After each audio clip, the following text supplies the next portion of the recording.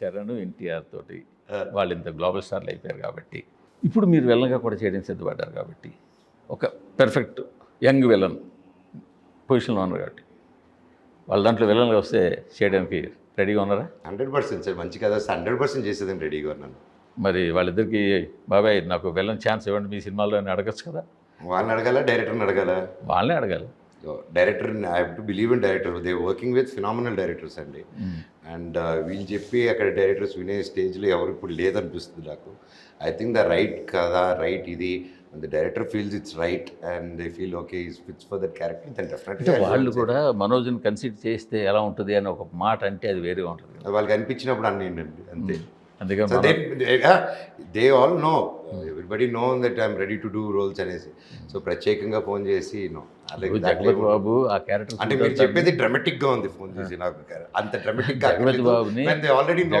జగపతి బాబు గారిని బోయపాటి టచ్ చేసి తర్వాత ఆయన ఏ రేంజ్కి వెళ్ళిపోయి అలాగా సెకండ్ ఇన్నింగ్స్ చేశారు చూశారు కదా. అంటే డైరెక్టర్ టచ్ చేస్తే అవును, అదే మీరు కూడా ఒక సెకండ్ ఇన్నింగ్స్ అలాంటి అలాంటి సెకండ్ ఇన్నింగ్స్ మీకు కూడా రావాలని మా కోరిక. 100 బ్లెస్సింగ్స్ అండి, 100%. అందుకోసం నాకు అది నాకు 100% నాకు నా డైరెక్టర్ విజయ్ గారి మీద అండ్ కార్తీక్ ఘట్టంనేని గారి మీద, ఇద్దరి మీద కాన్ఫిడెన్స్ ఉందండి. ఇద్దరు ప్రాణం పెట్టి తీస్తున్నారు సినిమా అండ్ అద్భుతంగా ఈయనైతే ఫినిష్ అయింది. ఆ సినిమా కూడా ప్రాణం పెట్టి తీస్తున్నారు, బాగా వస్తుంది. సార్ ఇప్పుడు ఇందాక మనం చాలాసేపు మాటల గురించే మాట్లాడుకున్నాం, మాట్లాడడం గురించే మాట్లాడుకున్నాం. ఒకే స్టేజ్ మీద మీరు డైరెక్టర్ గారు కూడా మాట్లాడారు. మీరు ఏదో మీ మనసులో ఉన్న మాటలు మీరు చెప్పారు, ఆయన ఏదో క్యాజువల్గా సనాతన ధర్మాన్ని కాపాడే వాళ్ళకి ఒకళ్ళు వస్తారు అని చెప్పి ఆయన చెప్పారు. అది ఒక విధంగా బౌన్స్ బ్యాక్ అయింది, ఒక పొలిటికల్గా టర్న్ తీసుకుంది. దాన్ని మళ్ళీ ఇంకో విధంగా మళ్ళీ టర్న్ తీసుకుని క్యాస్ట్ మీదకి వెళ్ళింది. సో సినిమాని సినిమాగా చూడాలి అని మీరు అంటే మీకు సినిమాలు చేసినా చేయకపోయినా మీ అదృష్టం మీకున్నది ఏంటంటే జనాలకు మనోజ్ మీద ఒక మంచి ఒపీనియన్ ఉంది. సో మీరు చెబితే జనాలు వింటారు కొంతవరకు. మీరు ఏమైనా చెప్పదలుచుకున్నారా ఆ విషయంలో? సార్ ఫస్ట్ ఆఫ్ ఆల్ ఆయన స్టేజ్లో మాట్లాడింది మేము కరెక్ట్ అయింది. ఆయన first of all Pawan Kalyan గారికి వీరబ్బ అని డైరెక్టర్ గారు విజయ్ గారు, ఆయన డీపీ కూడా పవన్ కళ్యాణ్ గారిదే. సో నాకు పవన్ కళ్యాణ్ గారు ఇష్టం. ఎన్న మూవీ దీంట్లో ఆయన మూవీగా ఒక యాక్టర్గా హీరోగా ఆయనకి ఫ్యాను, వ్యక్తిగతంగా ఆయన ఫ్యాన్ నేను. ఎందుకంటే ఆయన అంత సంపాదించుకునే టైంలో కూడా ఈవెంట్ ఒక హార్డ్ పాత్ చూస్ చేసుకున్నారు. సో దట్స్ లాట్ ఆఫ్ ఇది. బట్ కీపింగ్ పాలిటిక్స్ అవి అండి, ఆయన ఒక ఫ్యాన్గా ఒక ఫ్యాన్గా అనేసి ఇది ఫ్లోలో అనేది తప్ప నేను ఇప్పుడు ఫర్ ఎగ్జాంపుల్ నాకు చార్మినార్ అంటే సూపర్ ఇష్టం అని అనుకోండి, అంటే తాజ్మహల్ ఇష్టం లేదని కాదు కదా.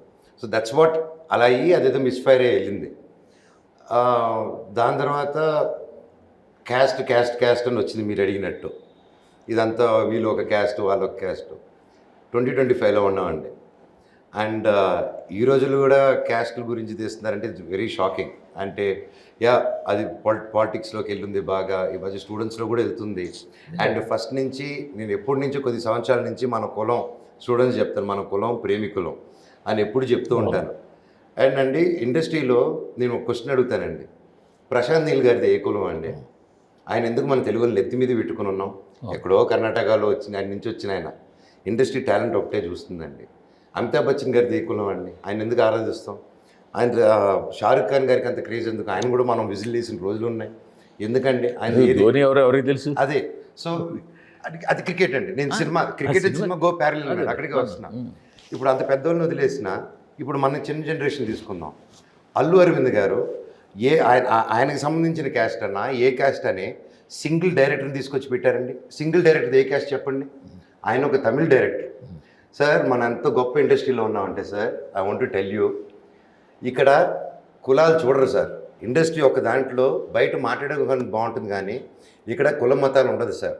ఇక్కడ మీరు బయట ఒక 10,000 20,000 కావాలంటే మై ఫెలో చౌదరి గిమి 10,000 50,000 అంటే ఆడు ఇవ్వడు. ఫెలో రెడ్డి ఫెలో ఇది అంటే ఎవరు. సో అది అలా రాదు సార్. అది ఈ రోజుల్లో 10,000 వలన ఫ్రెండ్ మీకు తెలుస్తుంది ఎలా ఉందో. అలాంటిది ఒక టాలెంట్ చూసి వాడి బ్యాక్గ్రౌండ్ ఉన్నా లేకపోయినా కేవలం టాలెంట్ చూసి కొన్ని వందలాది కోట్లు కోట్లాది కోట్లు ఖర్చు పెట్టే గొప్ప ప్రొడ్యూసర్లు ఉన్న ఇండస్ట్రీ సార్ ఇది. అండ్ ఇక్కడ వాళ్ళు చూస్తే ఇప్పుడు జనాలు కూడా ఇప్పుడు థియేటర్కి వెళ్తాం సార్ సెలబ్రేషన్కి, అందరు కలిసి చరుస్తాం, అందరు విజిల్స్ చేస్తాం సార్. పక్కనోడు కూర్చుంది క్రిస్టియనా, రెడ్డియా, ముస్లిమా, చౌదరియా, కాపు అని ఎవరు చెప్తారు సార్? ఎవరు చెప్పరు. అందరూ కలిసి కూర్చుంటాం. That place bring unites every one. Cinema is nothing but unity sir. అదొక్కటి అందరినీ యూనిట్ చేసేదే సినిమా.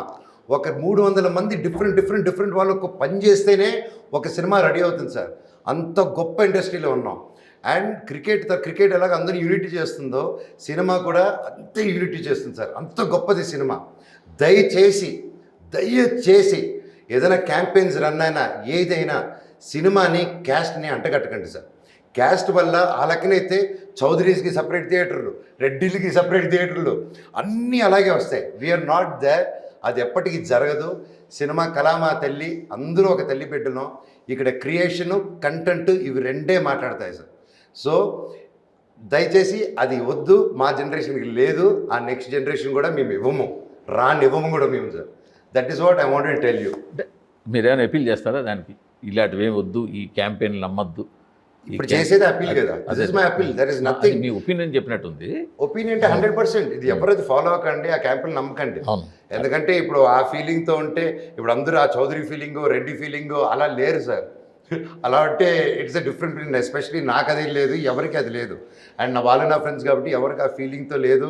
నాకు ఈరోజు పొద్దున వరకు తెలుసు. ఈరోజు పొద్దున లిస్ట్ చూస్తే ఓహో ఇంత పొద్దున్నారా అని చెప్పేసి నేను ఇప్పటివరకు సాయిబాబుతో నాకు ప్రొడ్యూసర్ గారు పాప ఆయన కాదు కదా అంటే నాకు తెలియదు. అదే కదా, సాయిబాబుతో తెలియదు సార్. మై ఫ్యామిలీ ఉంటే చెప్తున్నా, ఐ డోంట్ నో. సో నాకు ఇప్పుడు వాళ్ళందరూ ఇలా వేసుకొని అలా చెప్తుంటే నాకు ఐ వాజ్ లైక్ ఏందిరా 2025లో ఇక్కడ ఉన్నామా? సినిమాలో లేదు సార్. మన చౌదరి వాడు కష్టంలో అన్నాడు, వీడికి 1000 కోట్లు వేద్దారు అని చెప్పి ఎవడో చేయడు. మన రెడ్డి కష్టంలో చేయడు. వాడి టాలెంట్ ఉందా, ముందు సినిమా హిట్టా ఫట్టా. Very simple logic sir. Talent ఉంటే తీసుకెళ్ళి ఎత్తి మీద పెట్టుకుంటారు సార్ జనాలు కానీ ఎవరు కానీ. ఈ క్యాస్ట్ ఇవన్నీ సరదా ఈ పాలిటిక్స్ ఇన్ఫ్లుయెన్స్, ఈ ఇన్ఫ్లుయెన్స్ ఇట్ కమ్స్. సో అంతేగాని తప్ప ఇండస్ట్రీ చాలా గొప్పది sir. It's a great industry we're living in. And ఇంత గొప్ప ఇండస్ట్రీ, గొప్ప వ్యక్తులు, అండ్ ప్రతి ఒక్కరు మీరందరూ కూడా గొప్పలే సార్. మీరు ఒక క్యాస్ట్ ఒక వర్గాన్ని లేపట్లేదు, సమానంగా మీరు అందరినీ సమానంగా వేసుకుంటారు మీరు కూడా. సో అందరినీ సమానంగా interview. So that's it sir. We're అలాగే ఇప్పుడు మళ్ళీ డైరెక్టర్ గారు ఎప్పుడు ఏదో పోస్ట్ చేశారని చెప్పేసి అదంతా కూడా వస్తుంది. రాత్రి మాట్లాడాను ఆయన, అది నా అకౌంట్ని హ్యాక్ చేసి ఎప్పుడుదో చేశాను, నేను చూసుకోలేదు, అది అలా ఉందని కూడా నాకు తెలియదు సార్. అది నాకు తెలియదు, అది ఎవరు పెట్టారో కూడా తెలియదు. అండ్ మీ సేయింగ్ 10 years 2012లో అప్పుడు ఈయన వయసు ఎంత, చాలా చిన్న వయసు ఉండి ఉంటుంది. సో సార్ కాలేజ్ ఆ టైం 20 years, ఒకవేళ ఏదైనా అయినా కూడా 20 years బ్యాక్ ఉన్న వాళ్ళు 20 years తర్వాత ఒపీనియన్ చేంజ్ అవుతాయి. సో ఎప్పుడో జరిగింది డిగ్ చేసి, ఒక పక్క నేను 9 సంవత్సరాల తర్వాత వస్తున్నాను, ఒక పక్క నారా రోహిత్ బాబాయ్ కూడా చాలా గ్యాప్ తర్వాత, సాయి కూడా గ్యాప్ తర్వాత, డైరెక్టరు ప్రొడ్యూసరు మా ముగ్గురు నమ్మి ఇన్ని కోట్లు ఖర్చు పెట్టి ఆయన ఉత్త డబ్బు సంపాదిద్దామంటే మార్కెట్లో ఉన్నది కాకుండా ఎస్ టాలెంట్ చూసి వీళ్ళకి ఈ టాలెంట్ ఉంది, ఈ టాలెంట్ తడితే సినిమా నిలబడుతుంది, టాలెంట్ తడితే డబ్బు వస్తుందని డైరెక్టరు ప్రొడ్యూసర్ నమ్మి ఒక సినిమా చేశారు. ఈరోజు నా క్యాంపెయిన్ నాకేదైనా యాంటీ చేశారనో, లేకపోతే ఒక వర్గం అనో, ఒక క్యాస్ట్ అనో డిఫరెంట్గా వచ్చేటప్పుడు నిజంగా అంటే బాధేస్తుంది సార్. ఎస్పెషలీ డైరెక్టర్ గారు ఈరోజు ఫస్ట్ టైం ఆయన బాధపడడం చూశాను. ఆయన డీపీ సార్ ఇప్పుడు ఓపెన్ చేసి చూపిస్తాను, మీ దగ్గర ఆయన నంబర్ ఉంటుంది కదా, ఆయన డీపీ చూడండి. ఆయనది పవన్ కళ్యాణ్ గారిది ఉంటుంది. ఎప్పుడు ఆయనకి పిచ్చ ప్రాణం. డైరెక్టర్ గారు వినండి సార్, ఆయన ఇప్పుడు ఉస్తాద్ భగత్ సింగ్కి సెకండ్ యూనిట్ డైరెక్టర్గా ఒప్పుకున్నాడు సార్. ఆయన సార్ 3 సినిమాలు చేశారు, 2 ముందు సూపర్ హిట్లు ఇచ్చారు, ఇప్పుడు 3వ సినిమా చేస్తున్నారు. చేస్తూ కూడా ఆయన నేను వచ్చి సెకండ్ యూనిట్ డైరెక్టర్ చేస్తాను, కానీ ఒకే కండిషను. ఏంటా కండిషను? పవన్ కళ్యాణ్ ఒక్క సీన్ అయినా అంత డైరెక్ట్ చేయాలి నేను అని చెప్పేసి. అంత పిచ్చి సార్. మీరు అర్ధరాత్రి లేపినా కూడా అంత పిచ్చి ఉంది నాకు చరణ్ అన్న ఇదన్నీ చెప్పుకోక్కర్లేదు. We all love them. And especially director గారి విషయంలో కూడా నాకు ఆయన ఏంటి సార్ అంటే, మామూలుగా మొన్న ఈ క్యాస్ట్ నన్ను ఇదన్నప్పుడు అంతా మేము నవ్వుకున్నాం, ఎదురైతే ఎక్కడ ఉన్నారు ఇల్లరేసి, అంతే తప్ప ఈ విషయం వచ్చేసరికి ఆయన డౌరేట్. ఎందుకంటే ఇప్పుడు సొంత వాళ్ళు ఆయన మనుషులు ఫ్యాన్స్ అంటే ఈజ్ వన్ ఆఫ్ దెమ్. వాళ్ళ మనుషులు వాళ్ళని అంటే ఎంత హర్ట్ అవుతుందో నాకు తెలుసు, సొంత వాళ్ళు అంటే. సో సేమ్ థింగ్ అది ఆ సిచ్యువేషన్ క్రియేట్ అయింది కాబట్టి నాకు అనిపించింది, దయచేసి ఎవరైనా ఏదైనా హర్ట్ అయ్యి ఉంటే ఐఎమ్ సారీ, అది ఎందుకు అలా వచ్చింది.